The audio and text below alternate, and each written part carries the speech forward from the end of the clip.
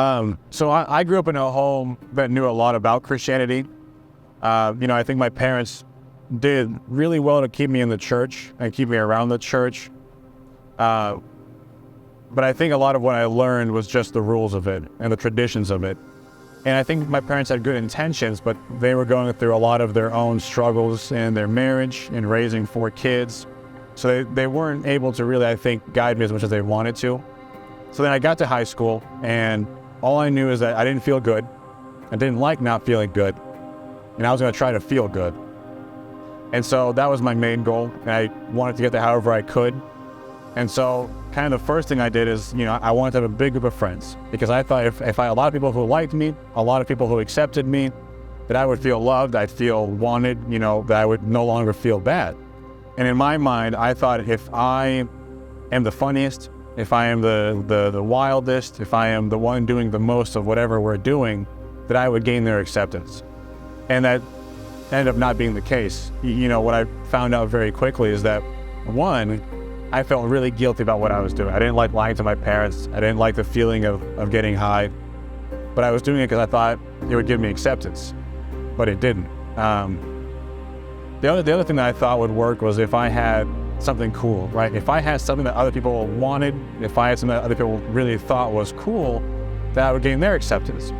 And the two things that kind of happened at the same time where I was pursuing that was a really cool car that I wanted. And I thought if I had a relationship, like a girlfriend, that one, I'd have a girlfriend, which I thought was cool, and I thought would, again, make me feel wanted and accepted. And it worked. For a time, it achieved the goal I thought it would. People did notice me, people did like it, but both with the car and the girlfriend, they started to show what they really were. That car I had, it looked awesome, and it looked really cool. It was a mechanical nightmare. It was a flood car, so anytime I started it, there was 37 error codes. It had a horrible misfire. A lot of times it wouldn't shift properly. The people who wanted to drive in it no longer did, because it was kind of scary to drive. You never knew if it actually gets you where you want to go. At the same time, when I was dating this girl, it was very exciting. It was very new. And it was a sinful relationship. We were two very broken people looking for fulfillment and hope in each other. And as time would go on, that started to become more and more clear that wasn't going to work. And the more I dated my girlfriend, the more I got scared, because these are the last things that I could think of that the world had promised me would give me fulfillment, would give me joy. About this time as well, my mom had really come to know Christ. She spent about 2 years, or more than 2 years, praying for me daily, and always trying to talk to me about God, trying to talk to me about the church, trying to invite me to be more active in it.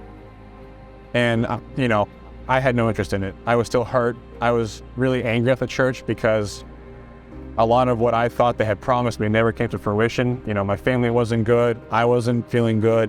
So I was angry. But as time would go on, I became more desperate and more scared, because everything I was trying was fail. Everything I wanted to fill that hurt wasn't working. And so she had invited me to come see the speaker at our church. I forget exactly what he said, but it was along the lines of that it's not too late. That whatever I had done, God would still forgive me. And so what he was sharing with the gospel is that's what Jesus came for. That all that guilt, that shame that I had been burdened by, is that Jesus came to take that away from me. When I was trying all these different things, when I was looking for just anything, something to take away my pain, to give me fulfillment and joy, I was looking for Jesus, but I didn't realize that those things I was searching for, they were found in Jesus. And Jesus had it readily available. Jesus was not holding it back. He was just waiting for me to see it. He was waiting for me to ask for it. He was waiting for me to accept that gift he had given me. Looking back in that moment, I didn't fully understand what it meant to give my life to Christ, but what I understood is that I had tried so many things that didn't work. And so that day I gave my life to Christ, and that was October 11th of 2017. When I think about the difference of where I am now and where I have been these last few years to where I was in that high school, early college time, life isn't magically easier. I still have challenges. there's still times where I feel inadequate and I still want to go buy that car. You know, there was a lot of times in my early walk when, even though I hated the feeling of the drugs or anything, there was times I still did want it because I felt bad again. But what's been awesome is that the gospel is true.